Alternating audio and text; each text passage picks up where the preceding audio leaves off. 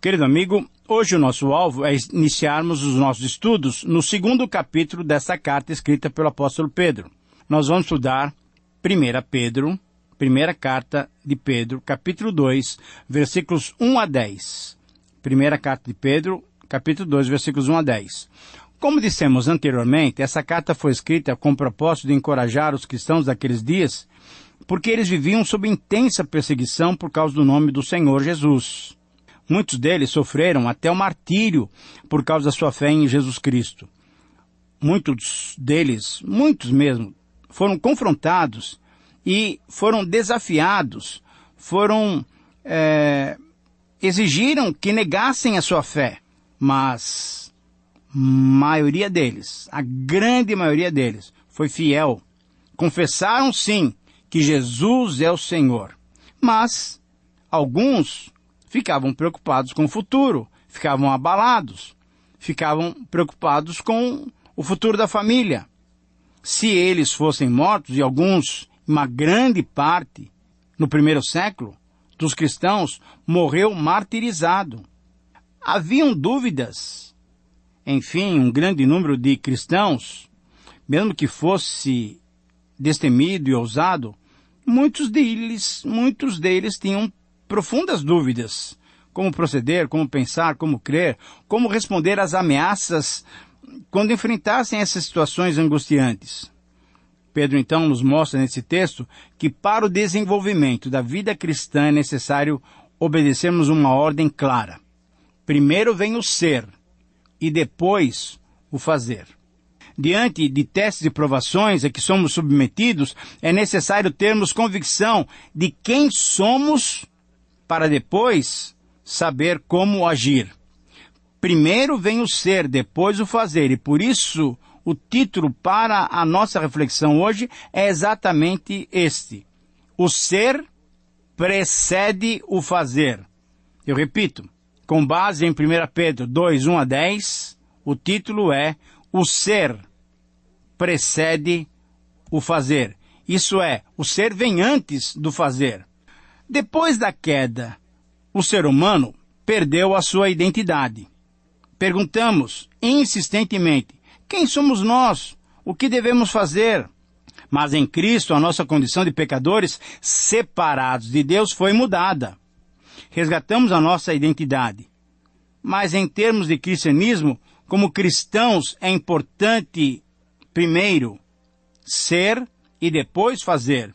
E esse texto de Pedro pode ser resumido da seguinte maneira: o cristão que conhece a sua identidade sabe o que deve fazer diante de Deus e do próximo.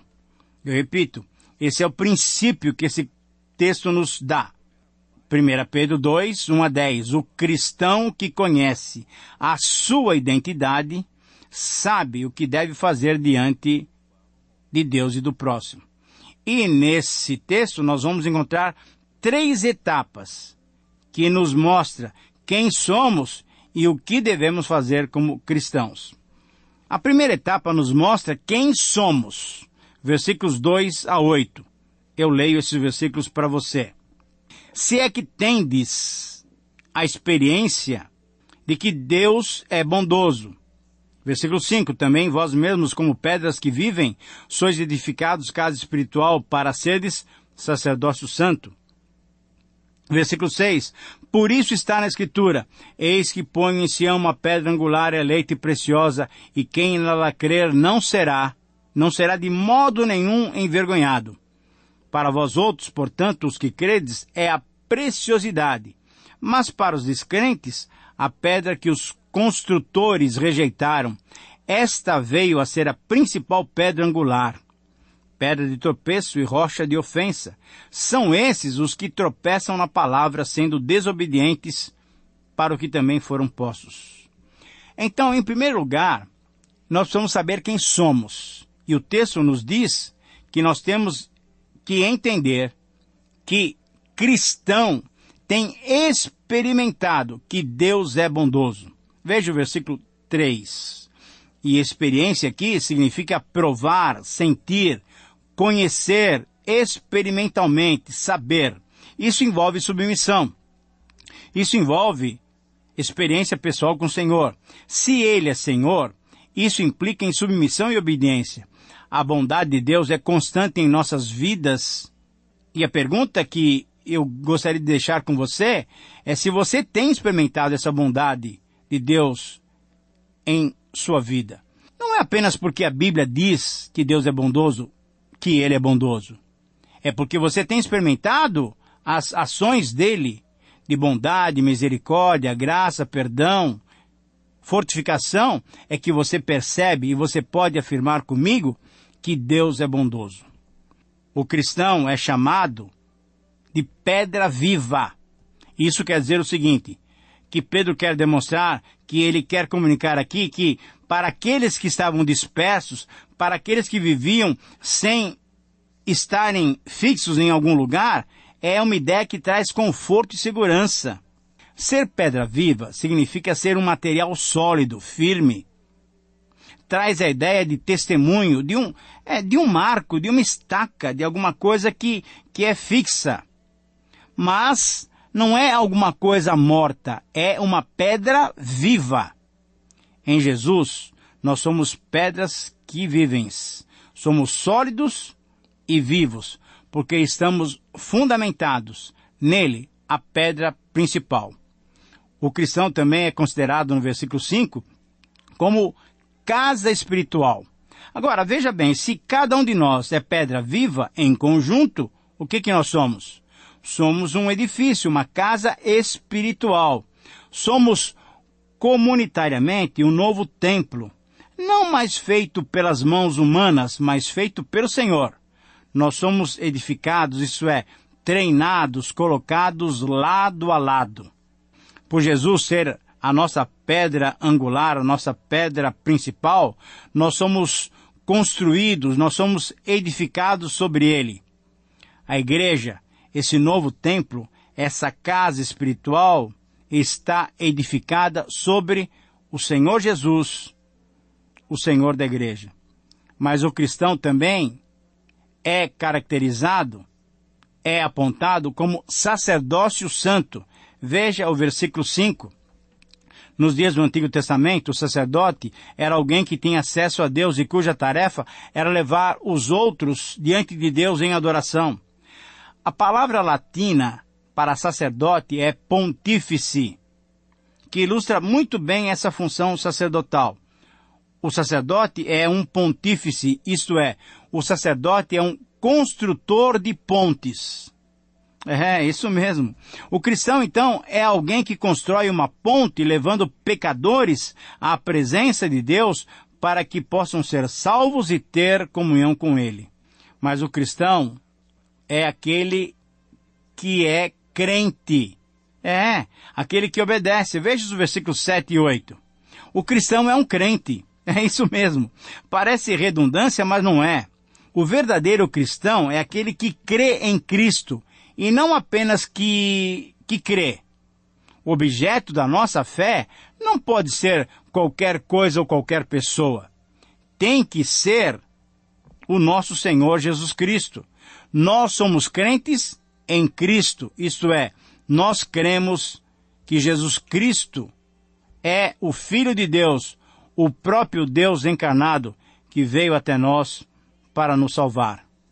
Cremos por causa das Escrituras, cremos porque temos experimentado. Então, nessa primeira etapa, Pedro descreve quem nós somos. Mas, na segunda etapa, nos versículos 9 e 10, Pedro nos mostra que somos considerados de uma certa maneira diferenciada.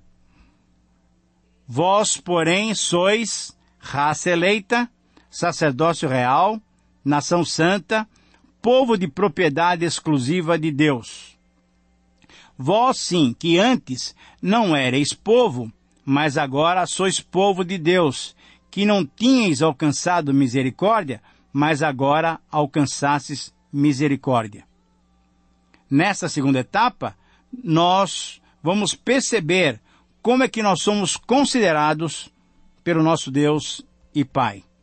O cristão, então, é raça eleita, é considerado raça eleita, isto é, nós somos um povo tirado do mundo. O profeta Isaías já tinha apresentado essas palavras do Senhor. Este povo foi criado para mim.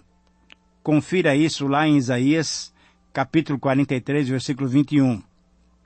Nós somos raça eleita porque fomos alvo da aliança que Deus firmou conosco. Em Jesus, querido amigo, nós temos uma nova aliança vigorando até agora.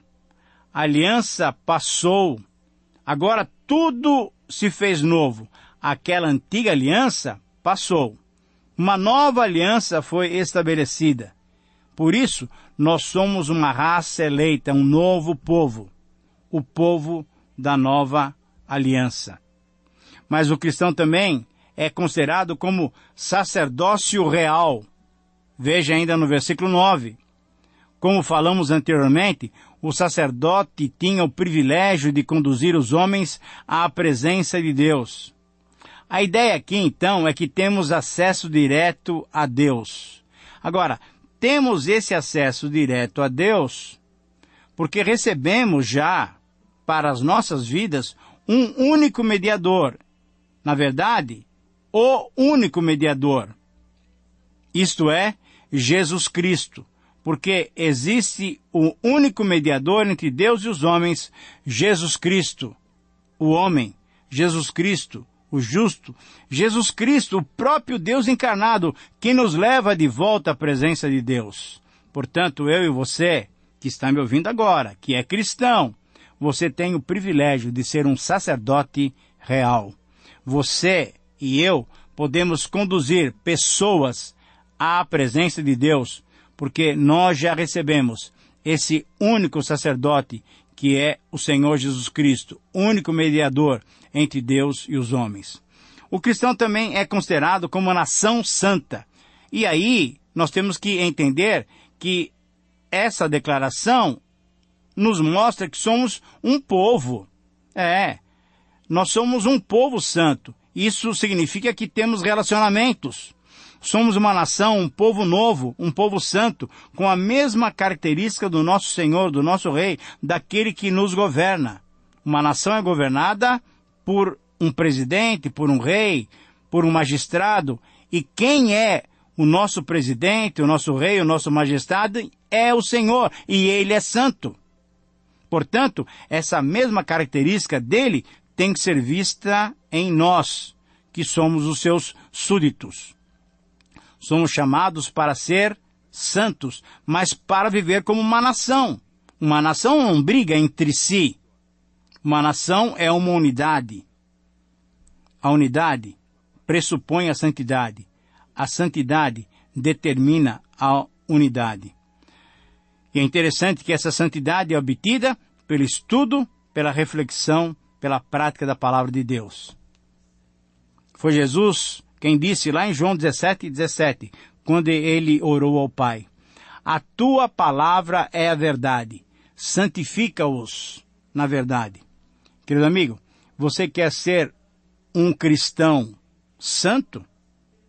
Medite, reflita, estude, pratique a palavra de Deus.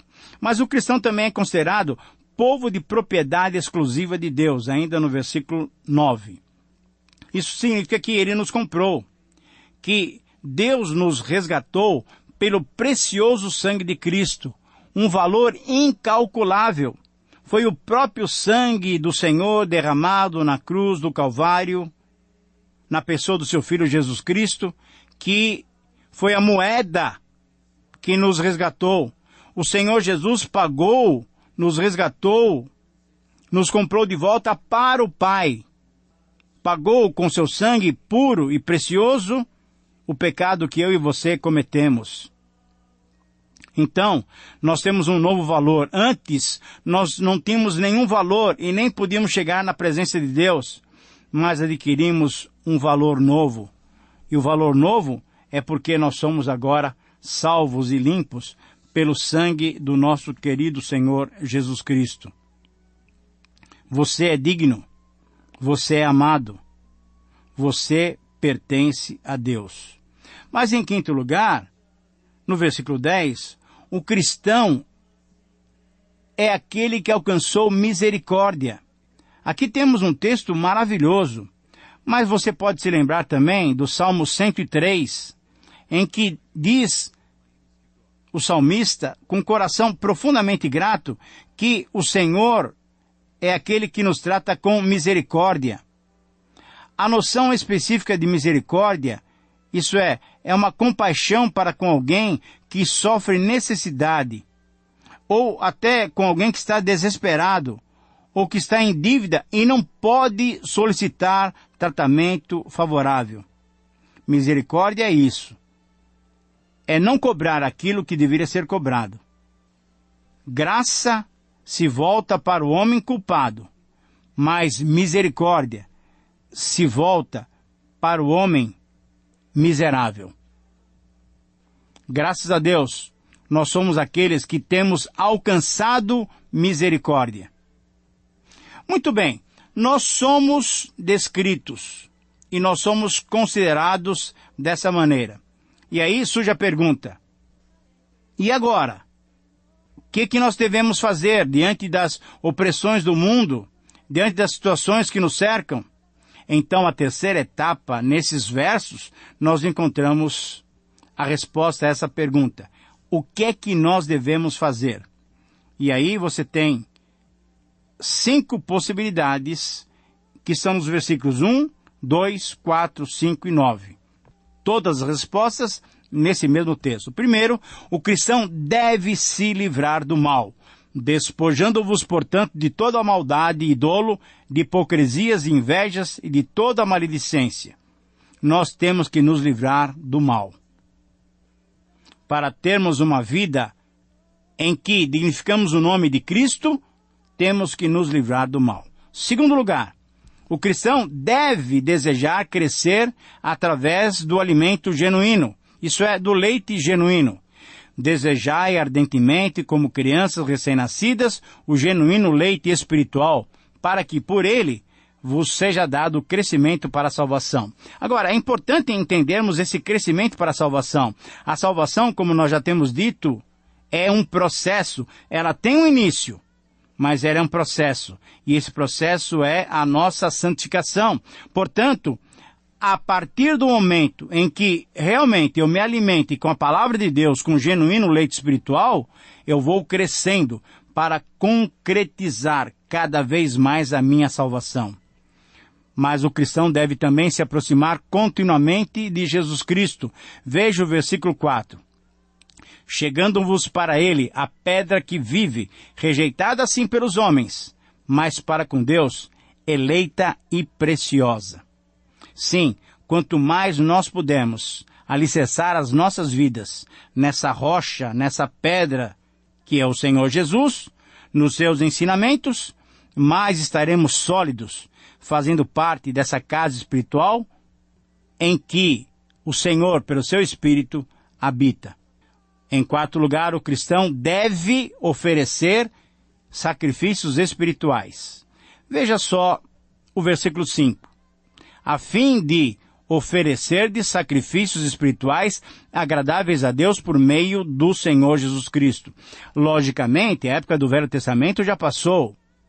Eu não preciso mais oferecer nem carneiros, nem ovelhas, nem cordeiros, nem bodes, nem touros. Nós oferecemos, sim, sacrifícios espirituais através de Jesus Cristo. Ele foi o Cordeiro de Deus que tira o pecado do mundo. Quando eu ofereço meu culto a Deus, eu devo oferecê-lo através de Jesus Cristo. Isso sobe como um aroma suave, um sacrifício espiritual agradável a Deus. E por fim, o cristão deve proclamar as virtudes daquele que nos chamou das trevas para a sua maravilhosa luz. Versículo 9. Eu e você temos o privilégio de comunicar esse evangelho libertador que chama das trevas para a luz, para todos quantos ainda não conhecem o Senhor Jesus Cristo. Querido amigo, que o ser preceda o fazer, mas que você faça, cumpra a sua missão, o privilégio de anunciar Cristo como Salvador. Um grande abraço, Deus te abençoe e até o próximo programa.